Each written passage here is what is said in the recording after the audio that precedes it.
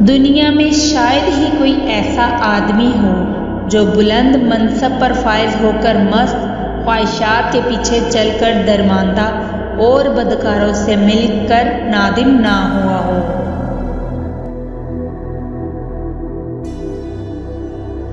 ضرورتیں کم کرو گے تو راحت پاؤ گے۔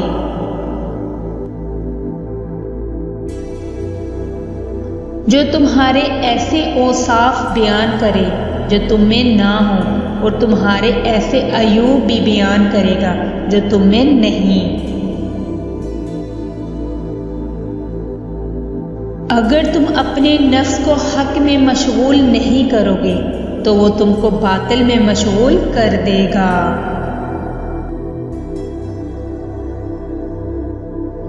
سخاوت دنیا اور آخرت کے عیبوں کو ڈھانپ لیتی ہے۔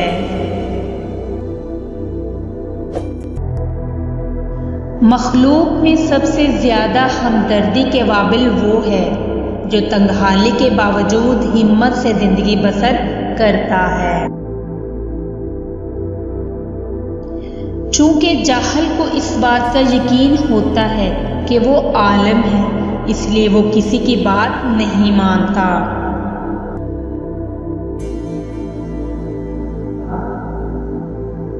جس طرح بصارت کی ایک حد ہوتی ہے، اسی طرح عقل کی بھی ایک حد ہوتی ہے جہاں وہ ٹھہر جاتی ہے۔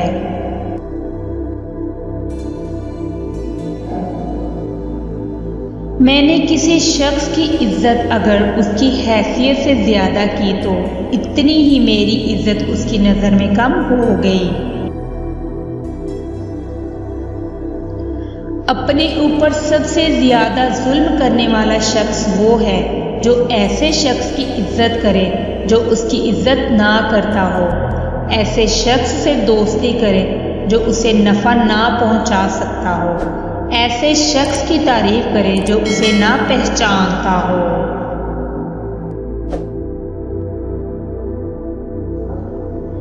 فضل اور عقل والوں میں علم قرابت کا ذریعہ ہے۔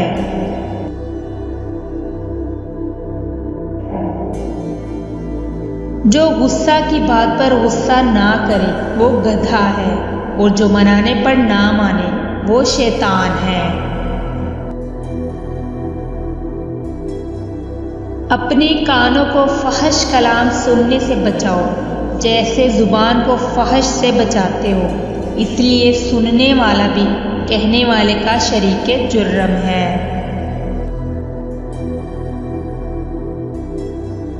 عالم کے لیے سب سے بڑا عیب یہ ہے کہ وہ اس چیز میں دلچسپی لے جسے خدا نے منع کیا ہے، اور اس چیز سے بیزاری دکھائے جس کا خدا نے حکم دیا ہے۔